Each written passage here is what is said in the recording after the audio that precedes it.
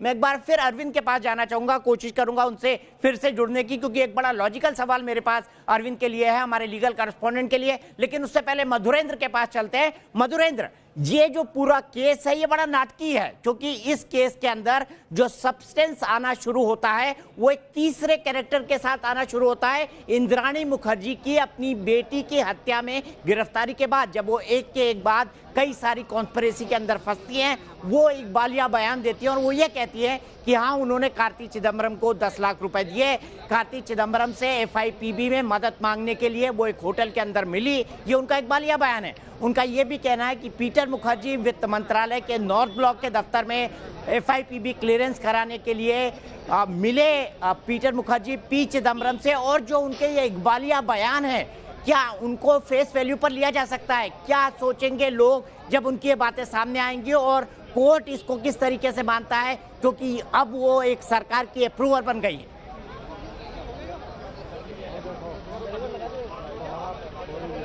देखिए, बिल्कुल इंद्राणी मुखर्जी एक महत्वपूर्ण कड़ी है इस केस की, और जाहिर तौर पर इस केस की परतों को खोलने में उनका एक महत्वपूर्ण योगदान होगा। चूंकि वो इस केस से जुड़ी हैं, लिहाजा उनके इकबालिया बयान को कोर्ट किस तरह से लेता है ये तो देखना दिलचस्प होगा। लेकिन इस कड़ी को एक तरह से हम अलग करके इस समूचे ही केस को नहीं देख सकते। और जाहिर तौर पर जो इंद्राणी मुखर्जी पर अपनी बेटी के मर्डर का आरोप है, या फिर मैं आपको बताऊं कि 30 तारीख को उनके पति भी उनसे कानूनन अलग हो रहे हैं, तो ये एक ऐसा समूचा एक तरह से हम कहें कि घटनाक्रम है जिसमें इंद्राणी मुखर्जी, उनका परिवार, हत्याकांड, ये समूचा जुड़ता चला जाता है। लेकिन इस केस के मामले में निश्चित तौर पर उनका जो इकबालिया बयान है वो बेहद अहम है। अब देखना यह भी होगा कि किस तरह से उनके इकबालिया बयान को सपोर्ट करने वाले कागजात जो हैं वो सीबीआई पेश कर पाती है इस समूचे ही केस में, क्योंकि जो एविडेंस है उसको एक तरह से कोर्ट के सामने तो रखना होगा। अभी तक की जो जानकारी है उसके मुताबिक जो भी इकबालिया बयान है उससे निकलते हुए जो तथ्य हैं, उसी तथ्यों के आधार पर जांच आगे बढ़ती है,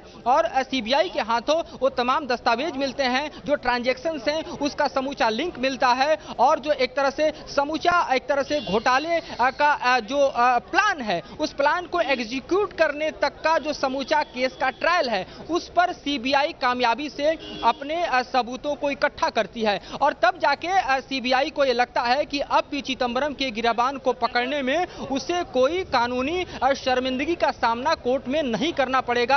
और उसके बाद हम देखते हैं कि किस तरह से केस तेजी से मोड़ लेता है, और फिर सीबीआई पी चिदम्बरम को आज गिरफ्तार करने में कामयाब होती है। ठीक है, 24 घंटे का वक्त है। सीधे चलते हैं हमारे सहयोगी अरविंद के पास। अरविंद, मैं आपसे यह जानना चाहूंगा कि ऐसे मामलों में जो इकबालिया बयान वाला व्यक्ति है और जो आरोपी है, कितने मामलों में सीबीआई दोनों को आमने सामने बिठाकर पूछताछ करती है? और अगर ये पूछताछ करती है तो क्या कोर्ट से वो ये आर्गुमेंट भी करेगी, या कोर्ट से इस बात की इजाजत मांगनी पड़ेगी कि हम इन दोनों को आमने सामने बिठाकर पूछताछ करना चाहते हैं? क्या अप्रूवर के सामने बिठाकर पूछताछ करी जाती है? आरोपियों को ही आमने सामने बिठाकर पूछताछ होती है? इन्वेस्टिगेशन का जो कोड ऑफ कंडक्ट है वो क्या कहता है इस बारे में? दो चीजें हैं। पहला ये कि अभी चिदम्बरम जो बयान दर्ज कराते हैं सीआरपीसी की धारा 161 के तहत, जिसके तहत उनको नोटिस भी दिया गया था, वो इन्वेस्टिगेशन में तो सहायक हो सकता है, तो सबूत मान्य नहीं होगा। इस बात चिदम्बरम कोर्ट में कहेंगे वो उनके खिलाफ या पक्ष आएगी कोर्ट में, तो सीबीआई सामने चिदम्बरम बयान कर रहे हैं, उसकी भी इन्वेस्टिगेशन तो आगे बढ़ा सकती है। अरविंद, मैं आपको 1 मिनट रोकूंगा। आपको फिर से हम डिस्कनेक्ट करके जोड़ने की कोशिश करते हैं, क्योंकि आपका ऑडियो बिल्कुल भी क्लियर नहीं आ रहा है। इस वक्त मैं सीधे मधुरेंद्र के पास एक बार फिर चलने की कोशिश करता हूं, और मोहित भी हमारे साथ जुड़े हुए हैं। मोहित भी सीबीआई हेडक्वार्टर पर हैं और मधुरेंद्र भी सीबीआई हेडक्वार्टर पे हैं। दोनों गेट पे हमारे दो सहयोगी खड़े हुए हैं। मधुरेंद्र, बहुत संक्षेप में आपसे जानना चाहूंगा कि कल से जब से हाई कोर्ट ने उनकी अंतरिम राहत को खारिज किया है और इनको इस पूरे भ्रष्टाचार के एक आरोप का मुख्य सर्वा बताया, किंग पिन शब्द का इस्तेमाल किया है, तब से लेकर आज तक चिदम्बरम ने क्या क्या किया, कहां कहां गए और अपने बचाव में उन्होंने क्या क्या तर्क दिए? एक बार दर्शक जानना चाहेंगे।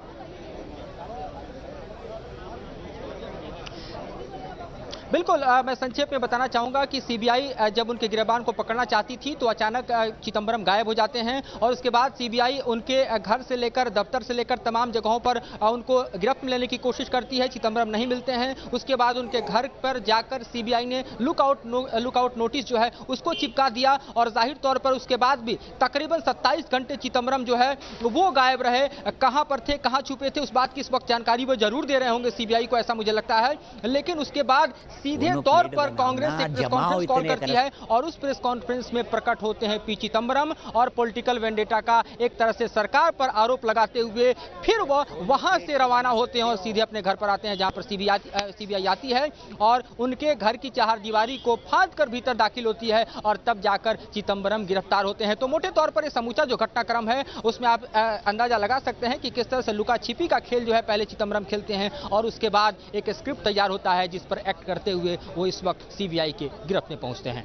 ठीक है मधुरेंद्र, आपने बिल्कुल ठीक बताया, लेकिन इस बीच सीधे चलते हैं हमारे सहयोगी रोमान के पास। रोमान इन्वेस्टिगेशन पर पूरी नजर बनाए हुए हैं। उन्होंने बताया कि किस तरह से ईडी ने जोरबाग का जो घर खरीदा है जिसकी जो बाजार मूल्य है वो 17 करोड़ बताई गई है, हालांकि ये बेहद कम है। मेरे ख्याल से उसकी बाजार कीमत 100 करोड़ से ऊपर की होगी, क्योंकि जोरबाग में 17 करोड़ में दिल्ली में कोई प्रॉपर्टी नहीं मिल सकती। दूसरी बात, उन्होंने एक टेनिस क्लब के बारे में बताया जो स्पेन के बार्सिलोना में खरीदा गया है, वो 15 करोड़ का है। इसके अलावा एक कॉटेज खरीदी गई है इंग्लैंड के अंदर, उसकी भी प्राइस 10 करोड़ से ऊपर है। इसके अलावा 9 करोड़ की एक एफडी चेन्नई के बैंक में, 90 लाख की एक एफडी चेन्नई की बैंक में। इन तमाम चीजों की सीजर की बात ईडी ने कही है और इन एफडीज को सीज कर लिया गया है। रुमान, मैं आपसे जानना चाहूंगा कौन कौन से सवाल हैं जिनके जवाब सीबीआई और ईडी इस पूछताछ में चिदंबरम से जानना चाहेगी, एक एक कर आप बता सके तो। देखिए, बिल्कुल सबसे पहले जो ड्रामा पी चिदंबरम ने किया है उसके बाद सबसे पहला सवाल जो सीबीआई उनसे यही पूछेगी कि आखिर बेल खारिज होने के बाद आप फरार क्यों हुए। दूसरा सवाल ये पूछा जाएगा कि आखिर इस दौरान आप कहाँ रहे, कौन कौन मददगार थे, आखिर नोटिस चिपकाने के आपके घर के बावजूद भी आप सीबीआई से क्यों संपर्क नहीं किया, किसके कहने पर आपने फोन अपना स्विच ऑफ किया और किसके कहने पर आप फरार हुए। ये वो सबसे पहले सवाल हैं जो कि सीबीआई सबसे पहले उनसे पूछेगी।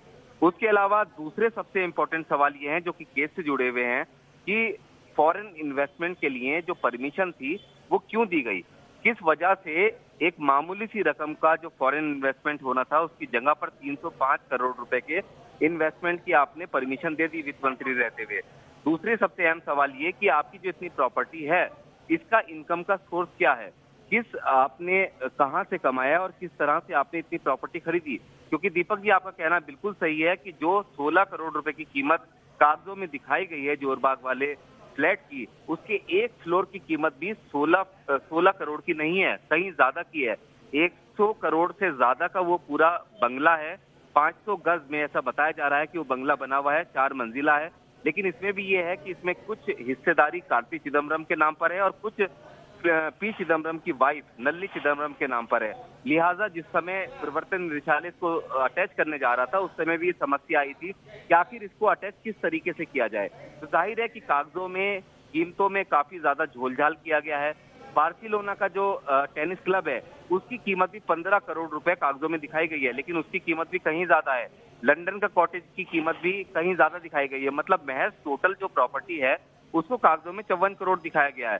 ठीक है, 54 करोड़ ही सही, लेकिन इतनी रकम भी कहां से आई, कितनी आपकी कमाई है, किस तरह से आपने इस पूरी प्रॉपर्टी को बनाया। इसके अलावा भी कई और अहम विदेशों में इन्वेस्टमेंट की जानकारी प्रवर्तन निदेशालय को मिली है जिसके बारे में उसने जानकारियां साझा नहीं की हैं, जो कि वो कोर्ट में करेगी और उसके बारे में पी चिदंबरम से तमाम सवाल पूछे जाएंगे कि आखिर कहां से ये पैसा आया। और सबसे अहम बात यह है कि इंद्राणी मुखर्जी जो कि इस पूरे मामले में अप्रूवल बनी है उससे पी चिदंबरम को आमने सामने बिठाकर पूछताछ की जाएगी, ऐसी अहम जानकारी आ रही है कि क्योंकि इंद्राणी मुखर्जी का जो बयान है। अच्छा रुमान, मैं 1 मिनट के लिए आपको रोकूंगा, 1 मिनट के लिए आपको रोकूंगा। क्या इस वक्त में ये ब्रेकिंग न्यूज चला सकता हूं आपके सूत्रों के हवाले से कि इंद्राणी मुखर्जी और पी चिदंबरम को आमने सामने बिठाकर पूछताछ कर सकती है सीबीआई? क्या ये ब्रेकिंग न्यूज में चला सकता हूं रुमान?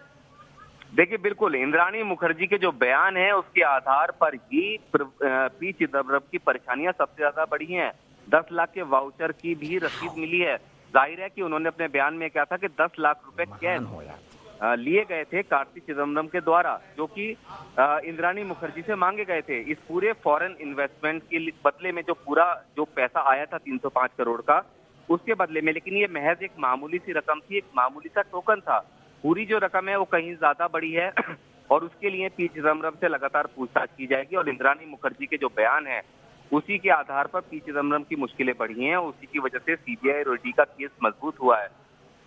तो जाहिर है रोमान एक मिनट इस केस के अंदर आईएनएक्स मीडिया का जो केस है, दर्शकों को हम एक बार फिर समझा दें कि INX media company Indrani Mukherjee और पीटर मुखर्जी ने बनाई थी। आईएनएक्स मीडिया के माध्यम से वो देश के अंदर कई सारे चैनल खोलना चाहते थे, उसमें से कई चैनल खुले भी, लेकिन बाद में उस कंपनी से पीटर मुखर्जी और इंद्राणी मुखर्जी अलग हो गए और अलग अलग लोगों को वो कंपनी बेच दी गई।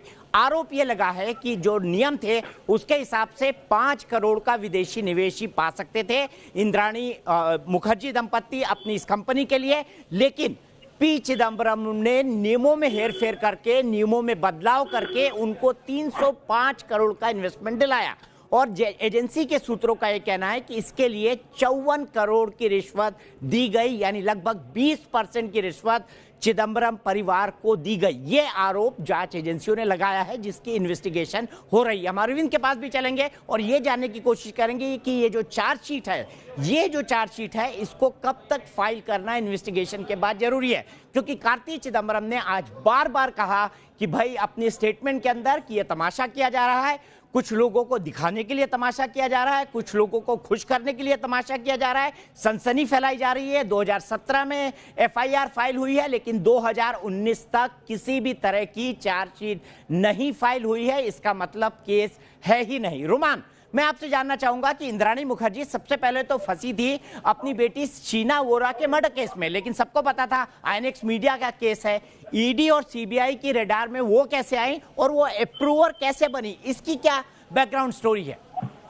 देखिए, बिल्कुल शीना बोरा मर्डर केस के बाद इंद्राणी मुखर्जी जेल के अंदर थी और चूंकि इस पूरे मामले में उनसे भी पूछताछ चल रही थी, इसके अलावा ईडी की टीम ने जाकर जेल के अंदर भी उनसे पूछताछ की थी। जाहिर है उनके पास बचने का कोई रास्ता नहीं था, क्योंकि तमाम सबूत थे। पैसा आया था उनकी और पीटर मुखर्जी की कंपनी के जरिए। 4 करोड़ कुछ लाख रुपए का इन्वेस्टमेंट करा सकते थे, लेकिन 305 करोड़ रुपए का पैसा भारत में आया बाहर से, बिना फॉरेन इन्वेस्टमेंट प्रमोशनल बोर्ड के जरिए, बिना उसकी मंजूरी के। ये सब कुछ आया पी चिदम्बरम के वित्त मंत्री रहते हुए, और इसमें सीधे तौर पर उन्होंने बयान दिया कि कार्ति चिदम्बरम के जरिए उनसे ये पूरी डील हुई थी और इसके बदले में पी चिदम्बरम से भी उनकी मुलाकात हुई थी, जिसमें उन्होंने कार्ति के बिजनेस को फायदा पहुंचाने की बात इंद्राणी मुखर्जी से कही थी। ये डील फिक्स हो गई थी और उसके बाद फिर ये पूरे किकबैक की रकम उनको दी गई, लेकिन अभी तक ये पता नहीं है कि कितना kickback P Chidambaram and family को मिला, क्योंकि 54 करोड़ रुपए की प्रॉपर्टी अटैच की गई है। अभी तक जो ईडी के पास सबूत है उसके मुताबिक 54 करोड़ रुपए की रिश्वत की रकम से ये संपत्ति खरीदी गई है, लेकिन टोटल किकबैक कितना मिला था इसके बारे में अभी जानकारी नहीं है। ठीक है रोमान, एक चीज और जानना चाहूंगा। मेरे जो सूत्र बता रहे थे 20% का किकबैक मिला है। 305 करोड़ रुपए का जो 20% होता है वो 60 करोड़ के आसपास होता है, जिसमें से 54 करोड़ की प्रॉपर्टी खरीदी गई और निवेश किया गया, जैसा कि आपने बताया। लेकिन इसके बाद जो सबसे बड़ा सवाल उठता है कि क्या ईडी के पास फाइनेंशियल ट्रेल है कि वाकई ये पीटर मुखर्जी की कंपनी या किसी शेल कंपनी से चिदम्बरम परिवार के अंदर ये पैसा आया और उसके थ्रू ये प्रॉपर्टी खरीदी गई। क्या ऐसा कोई ट्रेल है? क्योंकि अटैचमेंट करते वक्त ये तमाम सबूत पेश करने पड़े होंगे इन्फोर्समेंट डायरेक्टरेट और सीबीआई को, खासतौर से ईडी को। देखिए, बिल्कुल प्रवर्तन निदेशालय के पास पूरे सबूत हैं और इसी वजह से जिन प्रॉपर्टी का जिक्र मैं कर रहा हूं, पहला जोरबाग का बंगला, दूसरा बार्सिलोना का क्रिकेट क्लब, टेनिस क्लब जी, तीसरा लंदन का जो प्रॉपर्टी है कॉटेज उनकी, और इसके अलावा कई सारे एफडीज थे। जो 9 करोड़ 30 लाख रुपए की एक एफडी थी, एक 90 लाख रुपए की एफडी थी। ये तमाम चीजें प्रवर्तन निदेशालय ने अपने अटैच मेमो में लिखी हैं, जो उसके पेपर हैं अटैचमेंट पेपर, उसके अंदर लिखी हैं और इसको अटैच किया है। और वो इसी आधार पर किया है कि मनी ट्रेल मिला था और सीधे तौर पर जो प्रवर्तन निदेशालय का आरोप है कि ये जो पूरी संपत्ति है ये रिश्वत की रकम से खरीदी गई है, जिसकी टोटल वर्थ 54 करोड़ रुपए बैठती है। और इसी आधार पर चूंकि मनी ट्रेल मिला था, तमाम चीजें थी, और दूसरी बात ये चिदम्बरम परिवार इन चीजों को खरीदने का अपना सोर्स नहीं बता पाया, इनकम का सोर्स नहीं बता पाया, और इसी वजह से ये तमाम प्रॉपर्टीज अटैच की गई हैं। और इसमें सबसे खास बात यह है कि जो बार्सिलोना का टेनिस क्लब है वो कार्ति चिदम्बरम के बेटे के नाम पर है। ठीक है, कार्ति चिदम्बरम के बेटे के नाम पर, यह भी बड़ी बात है। और कैसे चिदम्बरम परिवार का इन्वॉल्वमेंट है, इसको भी हम समझाने की कोशिश करेंगे। 3 महत्वपूर्ण जानकारी निकली है, मैं आपको एक एक करके बता दूं। 8:18 पर चिदम्बरम एकाएक कांग्रेस दफ्तर के सामने, मीडिया के सामने पेश हुए, एक रिटर्न स्टेटमेंट पढ़ा, कहा कि विच हंटिंग करने की कोशिश की जा रही है, राजनीतिक षड्यंत्र है। उसके बाद अपने घर जाते हैं, घर का दरवाजा नहीं खुलता है, नाटकीय तरीके से जो जांच एजेंसी के अफसर हैं वो उनकी दीवार फांद कर जाते हैं, अंदर चिदम्बरम होते हैं, उन्हें हिरासत में लिया जाता है, हिरासत में लेकर आया जाता है और 10:20 पर सीबीआई इसकी औपचारिक घोषणा करती है कि पूर्व वित्त मंत्री, पूर्व गृह मंत्री, कांग्रेस के बड़े नेताओं में से एक, देश के टॉप 10 वकीलों में से एक पी चिदम्बरम को सीबीआई ने एक भ्रष्टाचार के मामले में गिरफ्तार कर लिया है। अब अगले 24 घंटे में उनकी पेशी होनी है, अब उनकी कानूनी मुसीबतें बढ़ जाएंगी। इसके बारे में बात करेंगे ब्रेक के बाद।